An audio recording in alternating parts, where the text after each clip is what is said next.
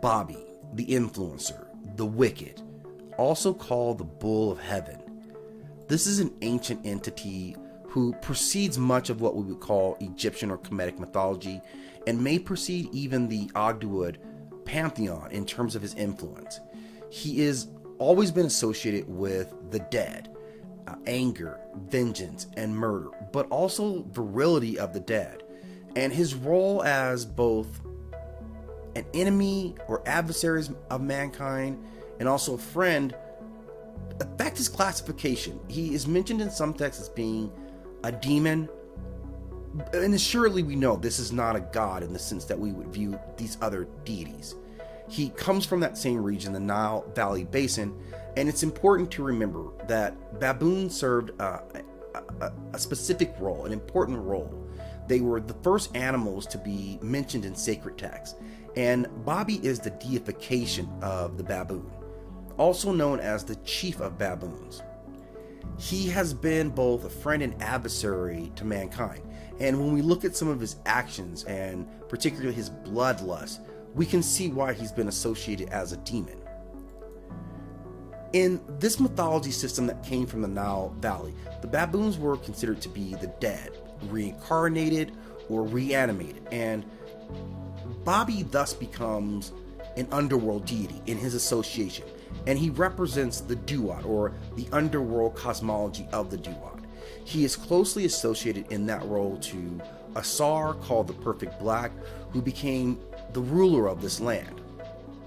As we know in life, baboons are extremely aggressive, and Babi represented himself, or was represented as being a bloodthirsty creature, living off the entrails of his slaughtered victims.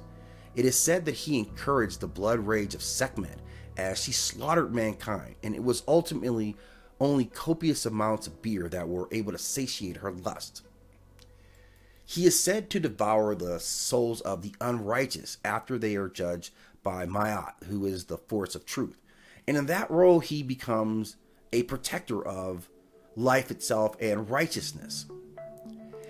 But he stands by the lake of fire, and because of that association, he is seen as a destructive force. So we can see the line that he rides between being a figure of good and also a dark figure for humans.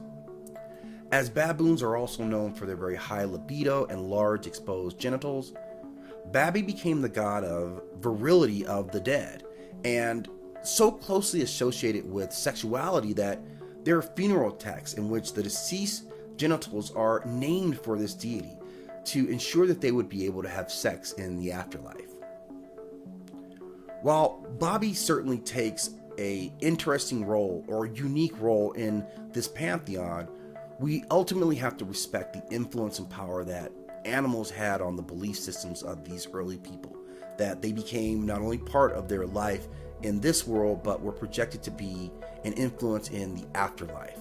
And these are definitely connections that require much more study to understand how these connections affect us or affect our relationships to other mythologies. Thank you again for stopping at Nile Chronicles. As always, we ask that you like and subscribe.